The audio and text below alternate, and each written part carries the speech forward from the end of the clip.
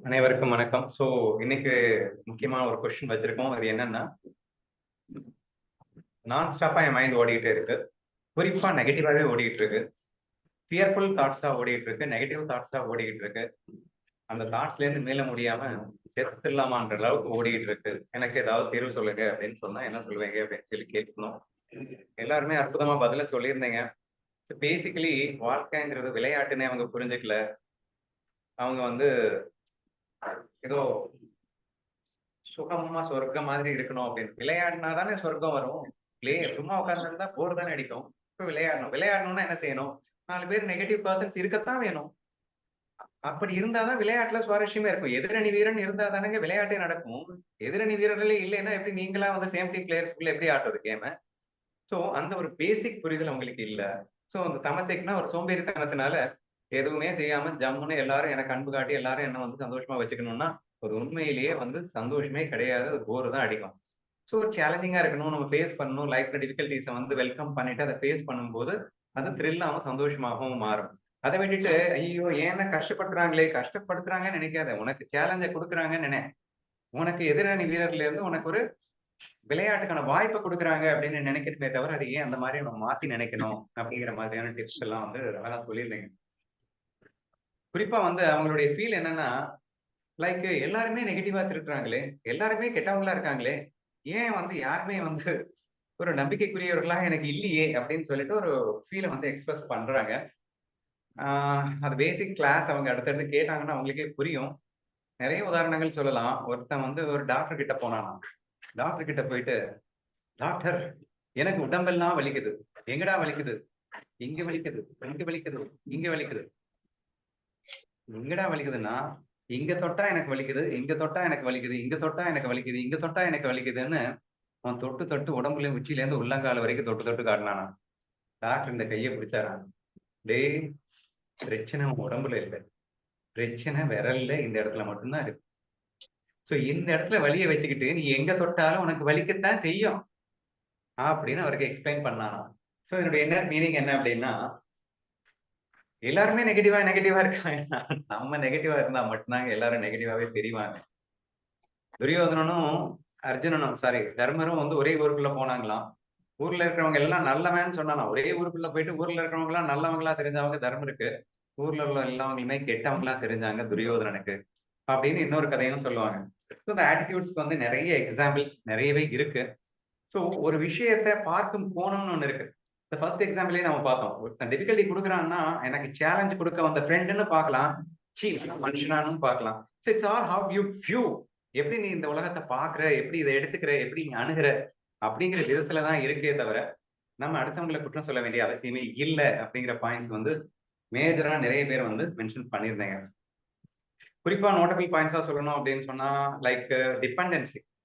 யாருக்கு வந்து பயம் அதிகமா இருக்கும் அப்படின்னு சொன்னா, அன்ப பிச்சை எடுக்கிறவங்களுக்கு தான் பயமா இருக்கும். அன்ப குடுத்து மகிழும் ஒரு நிலைக்கு நீங்க வந்துட்டீங்கன்னா, இந்த உலகமே உங்களுக்காக காத்திருக்கு. ஏன்னா, அன்புக்காக ஏங்கும் இதயங்கள் எக்கச்சக்கமா இருக்கு. பிச்சை எடுக்கிறவங்க ஏராளமா இருக்காங்க.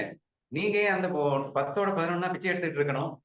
நான் கொடுக்கும் நிலைக்கு வர வேண்டும்.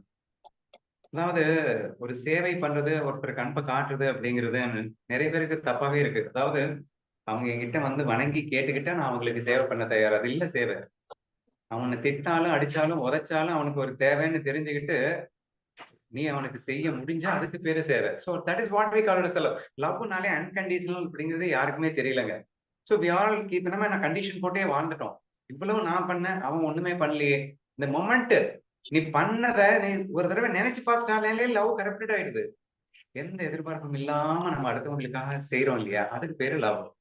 அப்போ இது எப்ப வரும் அப்படின்னா, நீ கொடுக்கும் நிலைக்கு வர வேண்டும். எப்ப இது வந்துருதோ, அப்ப டிபெண்டன்சி காணாம போயிடும்.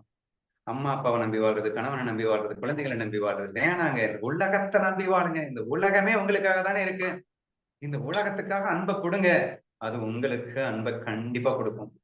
அதுல ஒரு ஒரு கிணத்து தண்ணியில ஒரு வாளி இல்ல அப்படிங்கிறது கிணத்துக்கு நஷ்டமே கிடையாது. அந்த மாதிரி நீங்க 100 பேர் கூட இருக்கீங்க. அதுல 1, 2 பேர் வந்து உங்கள விட்டு வெளிய போறாங்க, விலகி போறாங்க அப்படின்னா, அது ஒரு கஷ்டமாவே தெரியாது. இன்ஃபாக்ட் ஐயோ! என்ன விட்டு போற அவங்க கஷ்டப்படக்கூடாதுன்னு வேணா உங்களுக்கு தோணுமே தவிர, எனக்கு ஒரு கஷ்டம் அப்படிங்கிற ஃபீலிங் வரவே வராது. அப்படிங்கிறத மெயினா புரிஞ்சுக்க ட்ரை பண்ணணும். சரியா? அதே மாதிரி இப்போ பார்த்தீங்கன்னா நிறைய டிப்ஸ் கொடுத்தாங்க. லைக் ஏன் எப்படி வேணா என்ஜாய் பண்ணிட்டு போலாமே, தன்னந்தனியா உனக்குள்ள நீ என்ஜாய் பண்ணு, அல்லது மற்றவர்கள் கூட என்ஜாய் பண்ணு, இல்ல நேச்சரோட என்ஜாய் பண்ணு, உனக்கு பிடிச்ச மாதிரியே கூட நீ என்ஜாய் பண்ணிட்டு போ. பட் பேசிக் திங் எங்க பிரச்சனை வருதுன்னா குற்றம் குறை காணுதல் தான் வருது. இந்த உலகம் என்பது சுவர்க்கம் அப்படின்னு நான் தான் நினைக்கிறேன், நரகம் அப்படின்னு நான் தான் நினைக்கிறேன். இங்க உலகம் அப்படிங்கிறது ஒண்ணு இருக்கு. ஆனா சொர்க்கமா பாக்குறதா நரகமா பாக்குறதா அப்படிங்கிறது அது என் கையில தான் இருக்குங்கிறதுலாம் நீங்க புரிஞ்சுக்கணும். இப்ப பகவத்கீதை ஃபுல்லா கண்ணன் என்ன சொல்லி தர்றான் அப்படின்னா, டேய் இந்த உலகமே நான் தானடா, ஒரு மாயைக்காக ஒரு விளையாட்டுக்காக நான் தாண்டா எல்லா வேஷம் போட்டு வர்றேன், உனக்கு ஒரு த்ரில்லு சேலஞ்சு கொடுத்து சந்தோஷப்படுத்துறதுக்காக தாண்டா வரேன். இப்படி பார்த்தா உனக்கு நீ நண்பனாக செயல்படுவாய். ஏன்னா இந்த உலகம் உனக்கு சொர்க்கமா தெரியும்.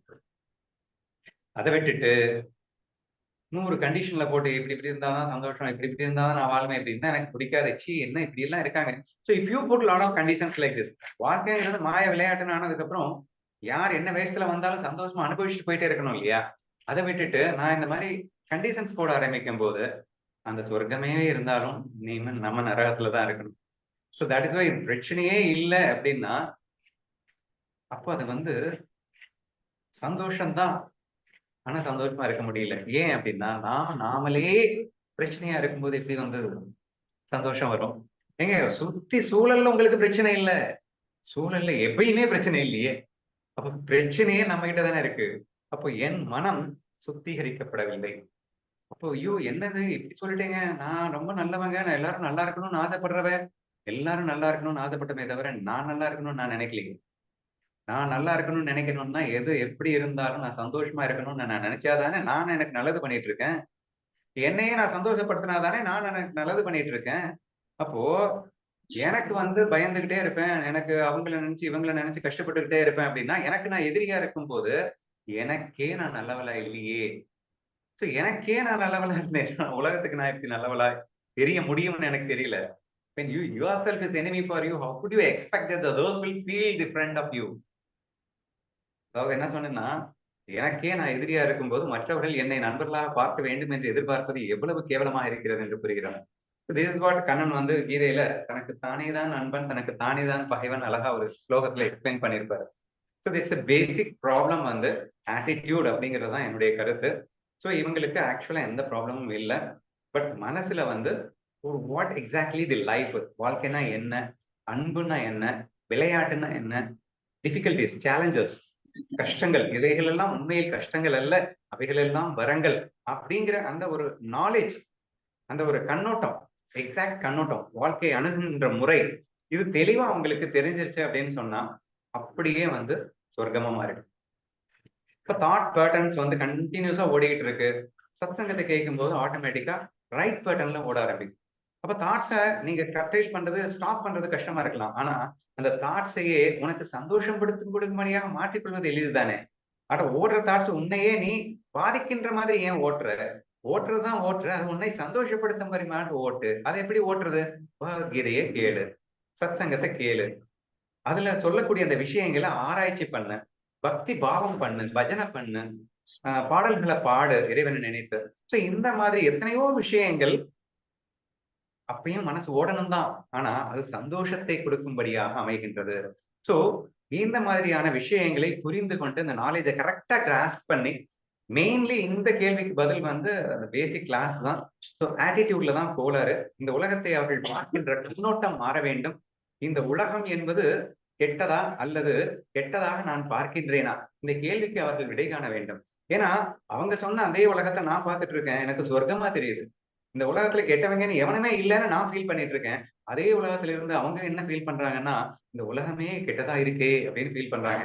அப்போ இதுல இருந்து என்ன தெரியுது அப்படின்னா பிரச்சனை உலகத்துல இல்ல, அதை நம்ம பாக்குற கோணத்துல இருக்கு அப்படிங்கிறத அவங்க புரிஞ்சுக்கிட்டாலே மேஜர் லெவல்ல ஒரு ரிலாக்ஸேஷன் கிடைக்கும். படிப்படியாக சத்சங்கத்தில் உள்ள எல்லா விஷயங்களையும் கேட்டு சத்சங்கத்தில் இருக்கிற எல்லா நண்பர்களுடையும் நீங்களும் ஃப்ரெண்ட் ஆயிட்டு ஜாலியா வாழ ஆரம்பிக்கும் போது இந்த ஒரு மேட்ரு வந்து இன்ஸ்டன்டாவே மாறி ஒரு சுகத்தின் உச்சியில் நீங்கள் ஆழ்வீர்கள் என்பது எனது நம்பிக்கை. இதுவே எனது பதில்.